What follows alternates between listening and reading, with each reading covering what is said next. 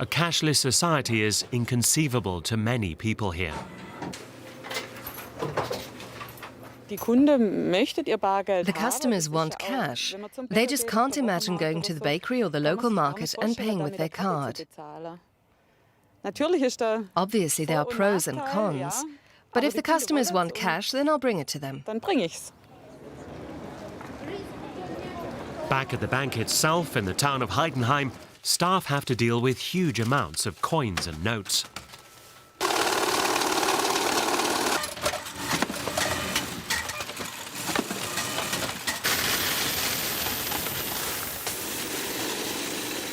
The Germans may still love their cash, but the figures recorded by the banks tell a different story.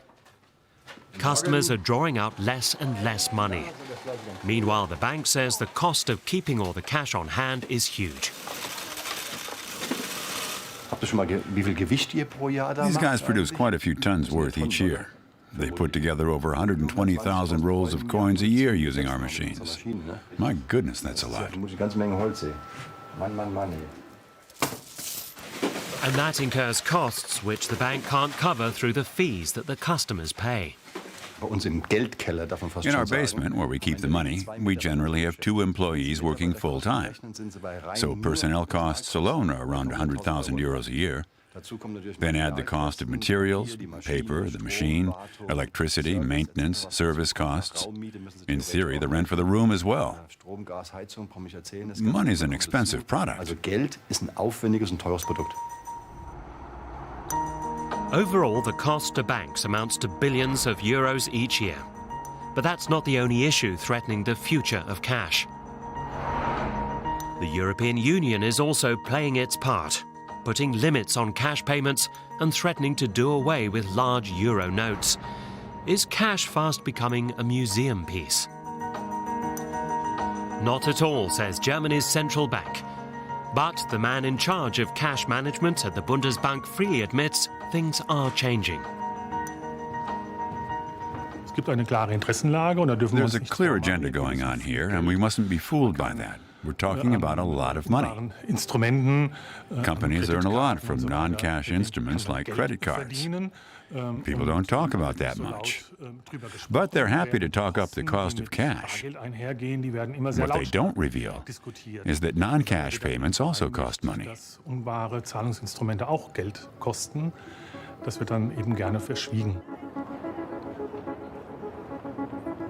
Credit card companies like Visa and MasterCard, as well as online payment services like PayPal and the German company PayDirect, earn their money by charging fees for each transaction. In Germany alone, there are over 20 billion payment transactions a year by credit card or online payment service. It's a global goldmine yielding over €1 trillion a year. Kenneth Rogoff is a professor of economics at Harvard University and a former chief economist for the International Monetary Fund. He says having a cash system also aids crime and tax evasion. I think it's not that cash is bad, we should always have it, but large notes, the days when we need them are gone. And mostly they're not used for anything good. Even in Germany, a lot of the businesses that only take cash, that's for a reason. They're, not paying all their taxes. People want to get payments in cash. They don't want to pay taxes. In some cases, don't want to have regulations. And I think the balances shift where more and more of cash is used for that purpose and not so much for legal activities. Rogoff wants to see a world where there are only coins and small denomination bills for everyday use. He believes all larger payments should be made electronically so they can be monitored. It should bother the government that they're printing these large bills and they don't know where they go. It should bother U.S. regulators that many apartments in New York, Los Angeles, Miami sell for buckets of cash. I mean, really, is that because they're afraid of banks? Is that because, they don't, want to go to the inconvenience of going to the bank and getting a check or doing electronic transfer? No, I think we all know why the payments were made in cash. And that's something we should make more difficult. As one of the world's leading economists, his arguments have global influence.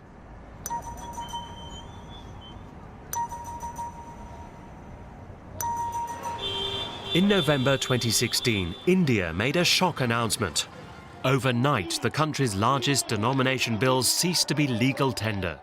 Suddenly, around 85% of India's banknotes could no longer be used. Corruption and the black market are the biggest challenges facing our country. Since coming to power, we've done a lot to combat that. For days, there was chaos on the streets. Huge lines formed outside banks as panicked citizens sought to exchange their banknotes. What made it worse was that anyone wanting to change significant amounts was required to do so via a bank account, something that hundreds of millions of ordinary Indians didn't have. I can't get any money. The government is killing us with this program. I haven't slept for 3 days. You can't imagine the pressure I'm under. But the government initiative was certainly successful in one thing. It forced many Indians to start using a credit card and various payment apps. One common argument is that it's a good thing that millions of people in poorer countries now have bank accounts and access to credit and digital payment systems. That's certainly the opinion of Tidar Wald, head of an organization called the Better Than Cash Alliance. We're promoting the shift from cash to digital payments because we believe there are benefits for development, for well-being, to improve people's life by moving from cash to digital payments. He says the way things were done in India was perhaps not so ideal, but he still believes the direction is the right one. They have started a plan called Digital India, which means they're promoting the use of technology into government services. And all of those combined have created a great platform for government, local government, national government, for companies and for individuals to start being more included in the economy. And being at the UN, we believe that we can be a neutral convener among governments, among companies, and among people to make sure that this shift is done in the best possible way. The Better Than Cash Alliance does indeed operate under the umbrella of the United Nations and works closely with international organizations. But is it really neutral and independent? Its members include companies like Visa and MasterCard, global corporations like H&M, Unilever and Gap. They're mainly interested in one thing: making a profit. The initiative is also supported by numerous governments and foundations, including that of Microsoft founder Bill Gates. The Better Than Cash Alliance wants to see people around the world living in cashless societies.